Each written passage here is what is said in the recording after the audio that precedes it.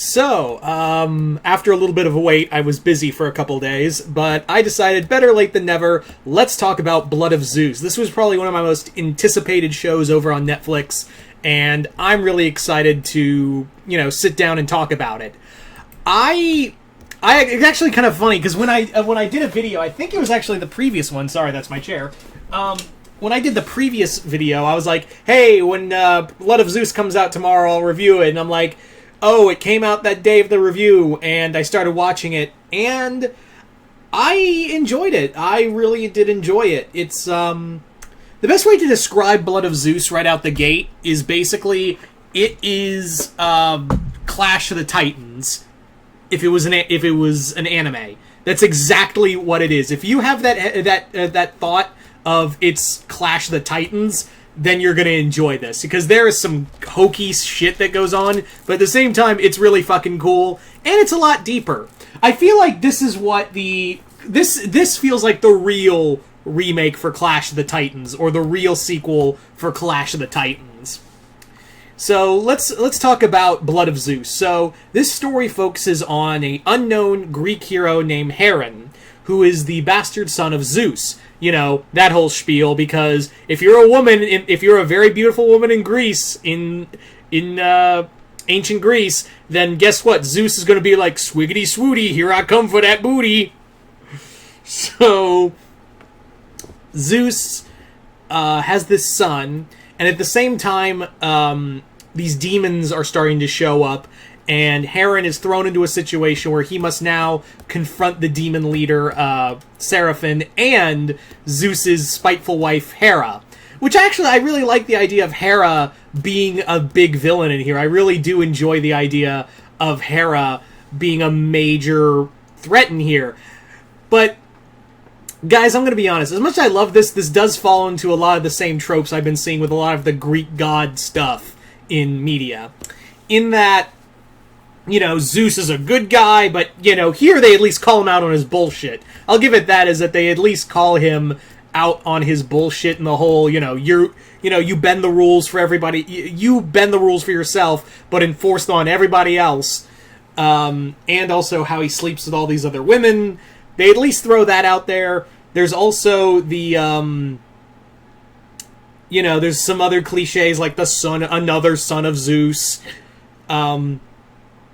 All of that. It's really, a lot of it plays on a lot of cliches, but at least, it knows what it is. Blood of Zeus knows what it is, and actually gives some nuance to a lot of these characters. It gives a lot of, and I feel like this thing goes, yeah, we know we've done this story, you've seen this story 100 times over, but here's something, we're gonna throw a little curveball in there. Especially with the main villain, Seraphim. I really dig Seraphim as a villain. He's, he's on a quest for vengeance, and he has a reason for the way he is, but at the same time, he knows he's damned, and he doesn't care, as to what's going to happen and what will happen to him.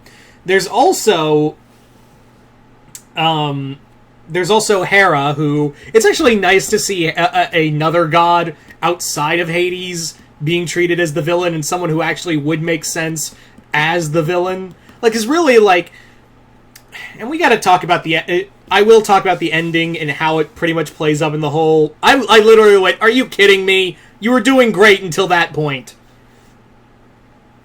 So, but I really dig Hera, where you understand where she's coming from in that, she is essentially you were supposed to be loyal to me, Zeus, but you've done nothing but whore yourself out to every woman on Earth.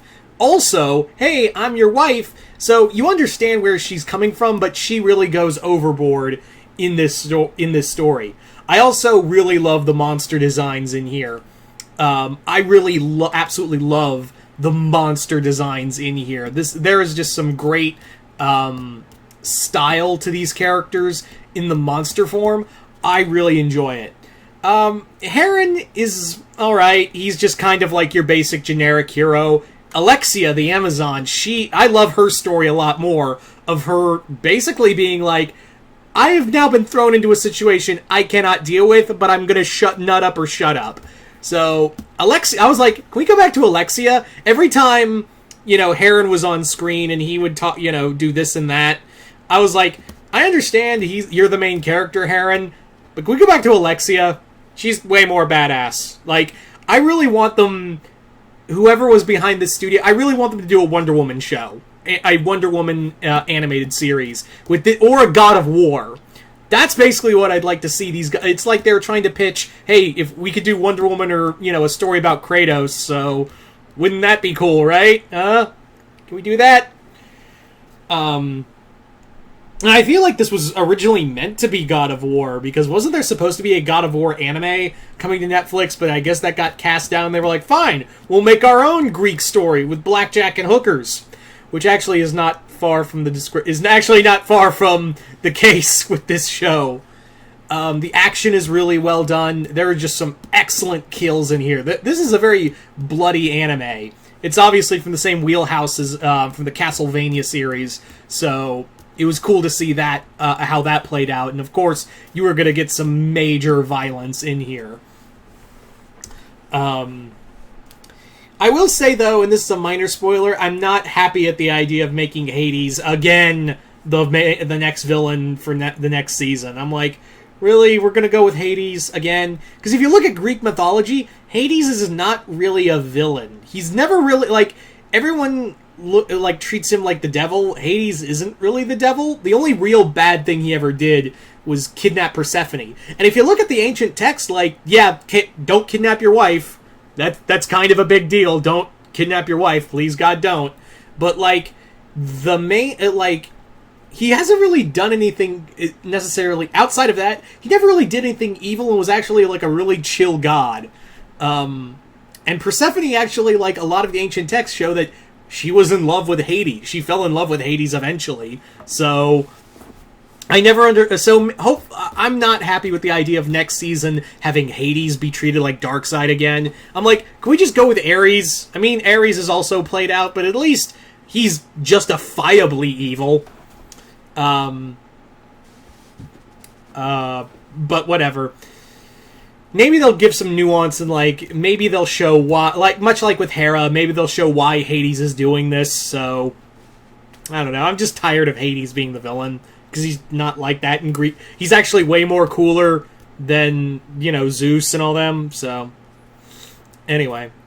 But despite my misgivings, this was a really badass show. Again, this is like Clash of the Titans on bath salts. So I highly recommend this. This was so cool. I really love the hell out of this. And if you haven't already, go check out Blood of Zeus. So you guys tell me in the comments below, what did you guys think of Blood of Zeus? Did you guys like it, hate it? Comment below, let me know. And once again, I'm Mr. Multiverse. I'll see you next time in the Multiverse.